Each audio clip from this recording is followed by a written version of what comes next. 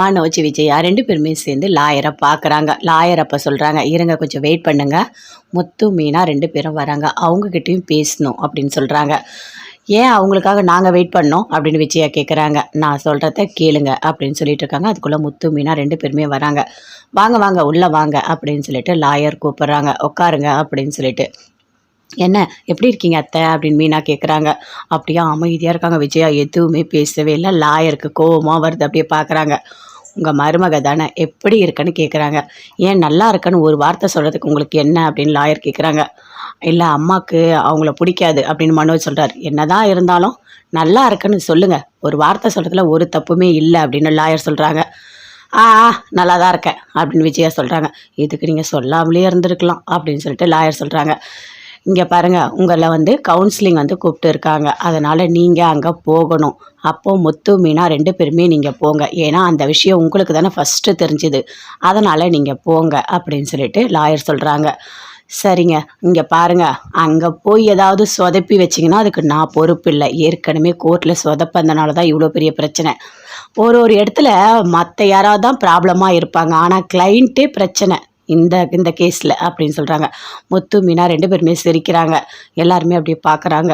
மனோஜுக்கு என்ன இப்படிலாம் பேசுகிறீங்க அப்படின்னு சொல்லிட்டு விஜயா கேட்குறாங்க. அப்படி தாங்க பேச முடியும், உங்கள் பையன் எங்கே பார்த்தாலும் ஏதாவது ஒரு சொதப்பல் பண்ணிடுறாரு அப்படின்னு சொல்லிட்டு இந்த லாயர் சொல்லிகிட்ருக்காங்க.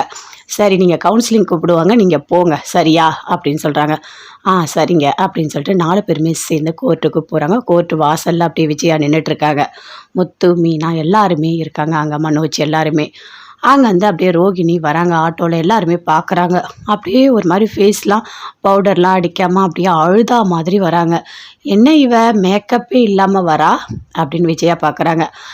ஏதாவது பார்லரம்மா பிளான் போட்டிருக்கோம் அப்படின்னு சொல்லிட்டு முத்து மீனா 2 பேருமே சொல்கிறாங்க. அப்படியே கிட்ட வராங்க. மனோஜ் எப்படி மனோஜ் இருக்க, நீ நல்லா இருக்கியா அப்படின்னு கேட்குறாங்க.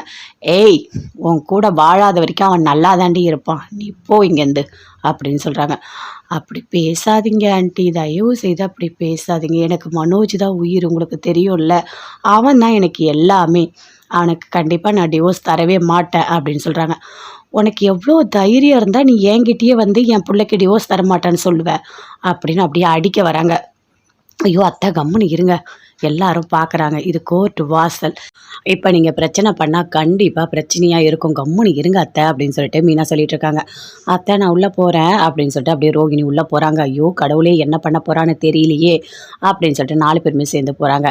இங்கே பாருங்கள், மனோஜ் அவங்க ஒய்ஃபு 2 பேர் மட்டும்தான் இங்கே இருக்கணும், வேறு யாரும் இங்கே இருக்கக்கூடாது அப்படின்னு சொல்லிட்டு அங்கே உள்ள கவுன்சிலிங் கொடுக்குறவங்க சொல்கிறாங்க. ஐயோ, என் பிள்ளைய தனியாக விட்டுட்டு நான் எப்படி போவேன் அப்படின்னு விஜயா சொல்கிறாங்க.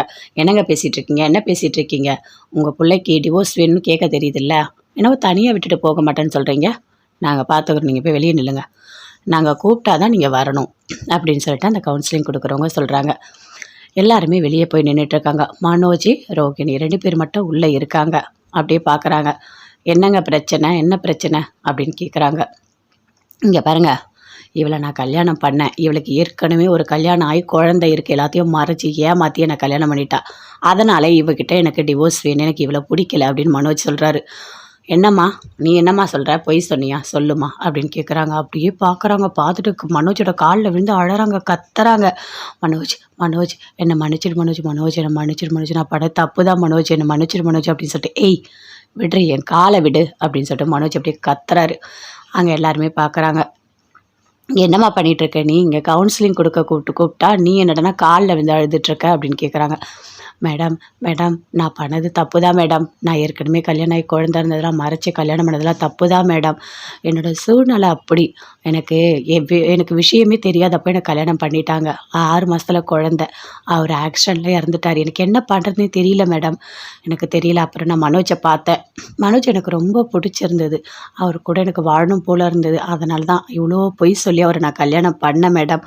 மேடம் நான் பண்ணதெல்லாம் தப்பு தான், நான் மன்னிப்பு கேட்குறேன், ஆனால் என்னோடய மனோஜோடு என்னை பிரிச்சிடாதீங்க, அவர் கூட சேர்ந்து வாழறதான் எனக்கு ஆசை அப்படின்னு ரோகிணி சொல்கிறாங்க.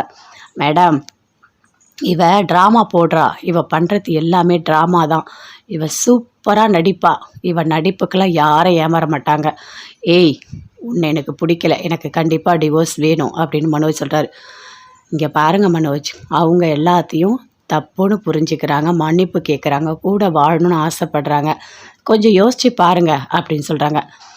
யோசிக்க எதுவுமே இல்லை, நான் யோசிக்க மாட்டேன் அப்படின்னு மனைவி சொல்கிறாரு. இல்லை மேடம், இல்லை மேடம், என்ன நடக்குது தெரியுமா மேடம்? அவங்க அம்மா இவருக்கு 2வது கல்யாணம் பண்ணணும்னு நினைக்கிறாங்க. அதனால் சீக்கிரமாக டிவோர்ஸ் வாங்கணும்னு நினைக்கிறாங்க. ஆனால் எனக்கு டிவோர்ஸ் கொடுக்க விருப்பம் இல்லை மேடம். என்னோடய மனோஜ் எனக்கு ரொம்ப பிடிக்கும். என் புருஷன் மேடம், என் புருஷனை யாருக்காகவும் எதுக்காகவும் நான் விட்டு கொடுக்க மாட்டேன். இன்னொரு கல்யாணம் பண்ணவும் நான் ஒத்துக்க மாட்டேன். தயவு செய்து எனக்கு டிவோர்ஸ் வேண்டாம் மேடம். நான் மனோஜோட சேர்ந்து தான் வாழணும் அப்படின்னு ரோகிணி சொல்கிறாங்க. இங்கே பாருங்கள், இவ சொல்கிறதெல்லாம் கேட்காதீங்க.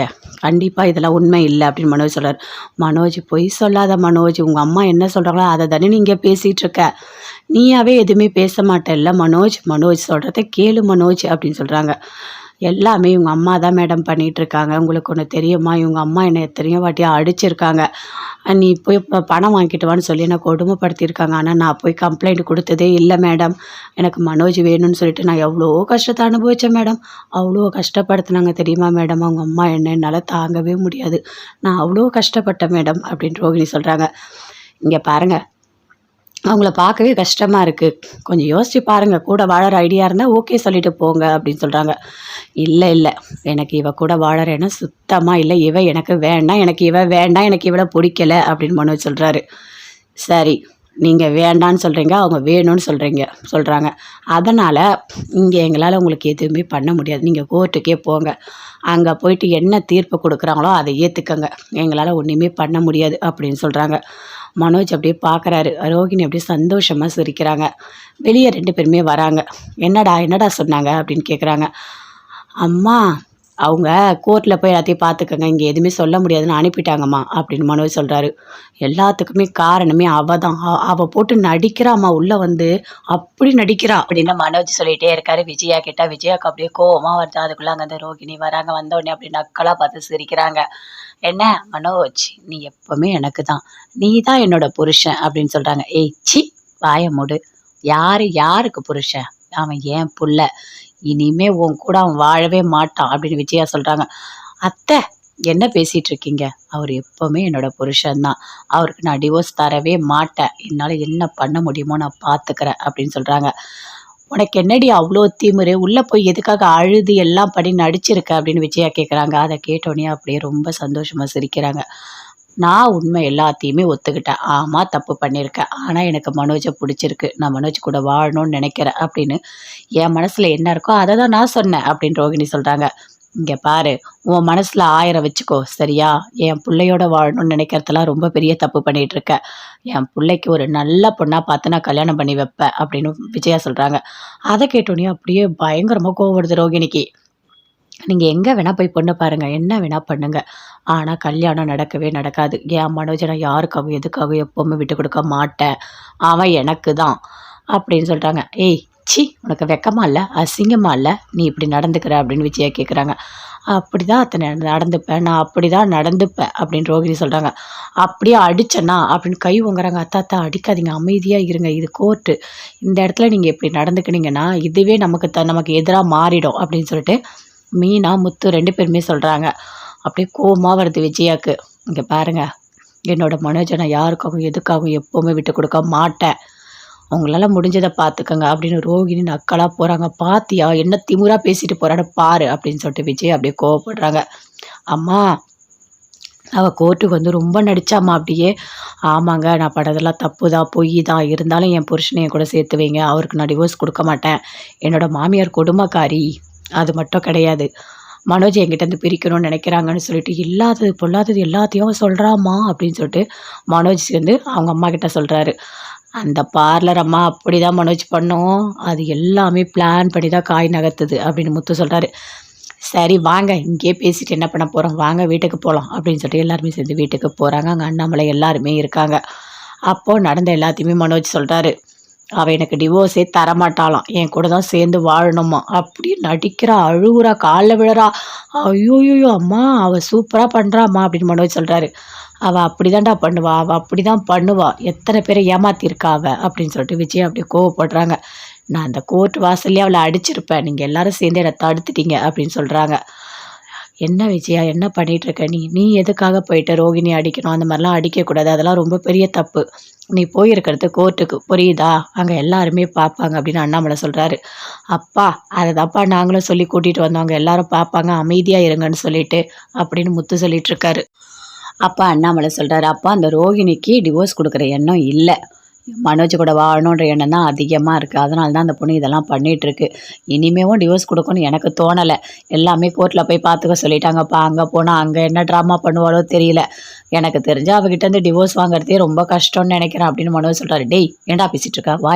வாய மூடுடா அப்படின்னு சொல்றாங்க விஜயா. அம்மா மனோஜ் சொல்றதெல்லாம் கரெக்ட் தான்ம்மா. மனோஜ் எல்லாமே கரெக்ட்டா தான் சொல்லிட்டு இருக்கான். ஏன்னா அங்க அந்த பார்லர் அம்மா அப்படிதான் பிளான் போட்டுட்ருக்கு. நீ டிவோர்ஸ் குடுக்கவே கூடாதுன்னு சொல்லிட்டு தான் இவ்ளோ நடிப்பு நடிச்சுட்டு போயிருக்கு அப்படின்னு முத்து சொல்றாரு.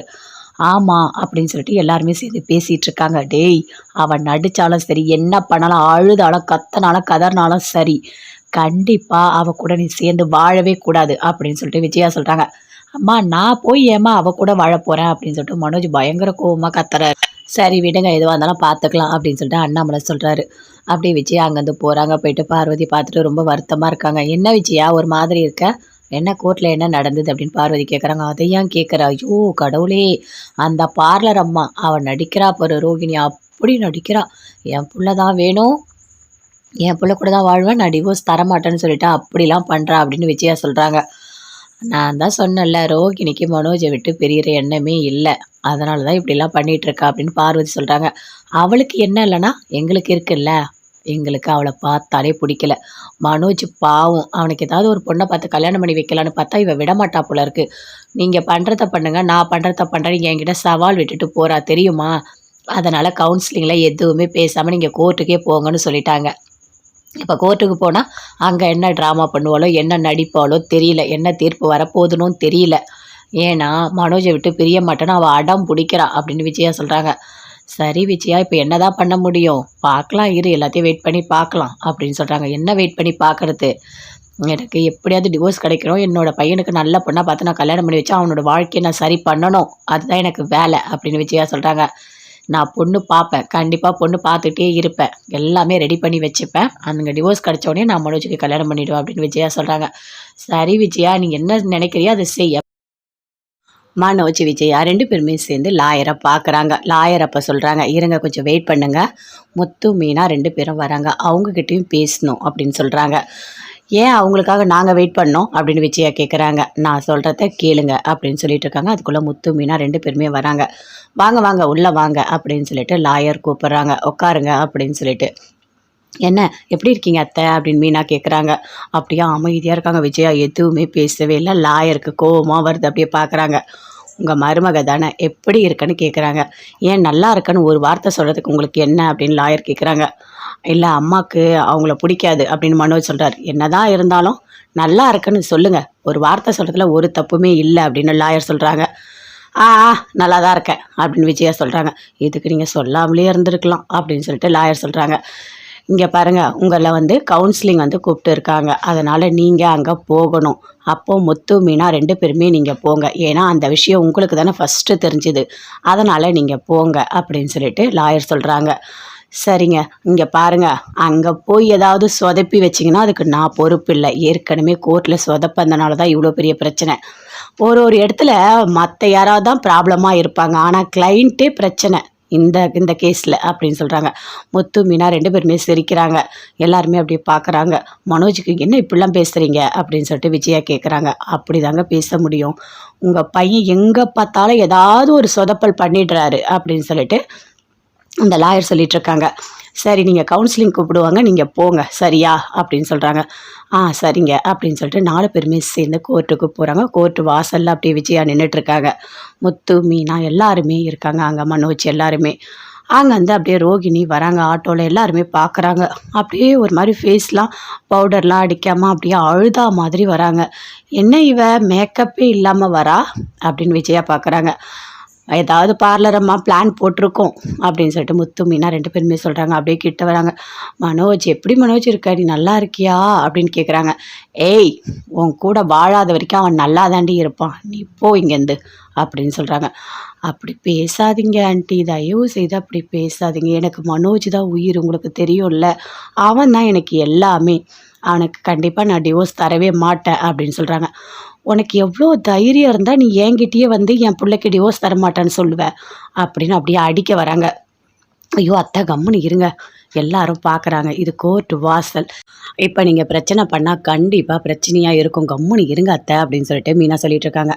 அத்தை நான் உள்ளே போகிறேன் அப்படின்னு சொல்லிட்டு அப்படியே ரோகிணி உள்ளே போகிறாங்க. ஐயோ கடவுளே என்ன பண்ண போகிறான்னு தெரியலையே அப்படின்னு சொல்லிட்டு 4 பேருமே சேர்ந்து போகிறாங்க.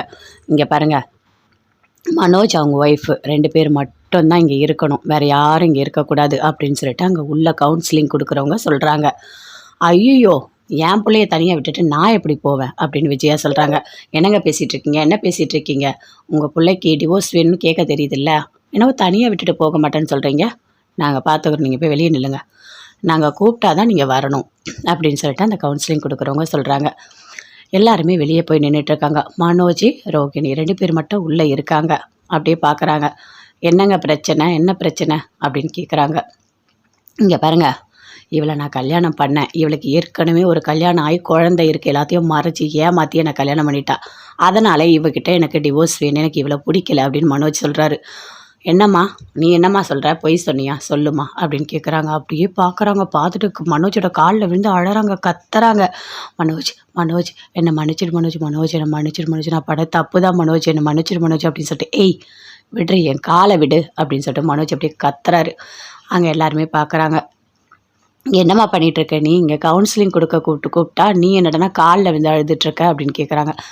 மேடம் மேடம் நான் பண்ணது தப்பு தான் மேடம், நான் ஏற்கனவே கல்யாணம் ஆகி குழந்தை இருந்ததெல்லாம் மறைச்சி கல்யாணம் பண்ணதெல்லாம் தப்பு தான் மேடம், என்னோடய சூழ்நிலை அப்படி, எனக்கு விஷயமே தெரியாதப்போ எனக்கு கல்யாணம் பண்ணிட்டாங்க, 6 மாதத்தில் குழந்தை, அவர் ஆக்சிடெண்ட்டில் இறந்துட்டார், எனக்கு என்ன பண்ணுறதுனே தெரியல மேடம், எனக்கு தெரியல. அப்புறம் நான் மனோஜை பார்த்தேன், மனோஜ் எனக்கு ரொம்ப பிடிச்சிருந்தது, அவர் கூட எனக்கு வாழணும் போல் இருந்தது, அதனால தான் இவ்வளோ பொய் சொல்லி அவரை நான் கல்யாணம் பண்ணேன் மேடம்.